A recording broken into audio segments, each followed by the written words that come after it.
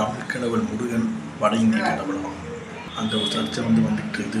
என்னன்னு பார்த்தோம்னா, ஆந்திராவில் தெலுங்கு படமான வம்சி தயாரிப்பில் ஜூனியர் என்டிஆர் ஒரு படம் எடுக்கிறாரு.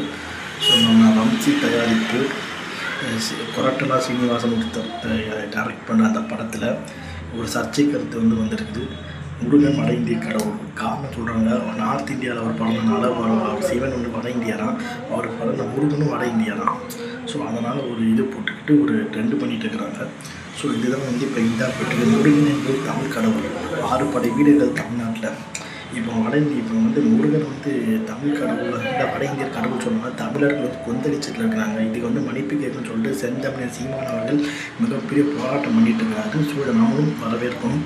தெலுங்கு படங்கள் பார்த்தோன்னா எல்லா படமும் கிங்டம் ஒரு படம் வந்துச்சு. அதுக்கப்புறம் ஒரு இந்த படம் படம் பேர் என்னன்னா சன்னிதி ஒரு படம். ஸோ அந்த படம் பார்த்தோன்னா ஈழத்தமிழை பற்றி ரொம்ப ஒரு இது பண்ணாங்க. ஸோ விரிவாக காட்டாங்க. அது மாதிரி தெலுங்கு தமிழரில் ஒரு இதுவாக பண்ணிகிட்ருக்காங்கன்னு சொல்லிட்டு நான் தமிழ் பற்றி சொல்கிறாங்க. இது மிகவும் தவறு. ஸோ இதனால் நம் தமிழர்கள்லாம் ஒன்றிணைந்து இதை ஒரு கருத்துக்கு எதிராக ஒரு போராட்டம் பண்ணணும்னு சொல்லி என் வீடியோ நான் முடிச்சுக்கிறேன். முன்னெடுப்பது முத்துப்பிரகாஷ் பைப்பை.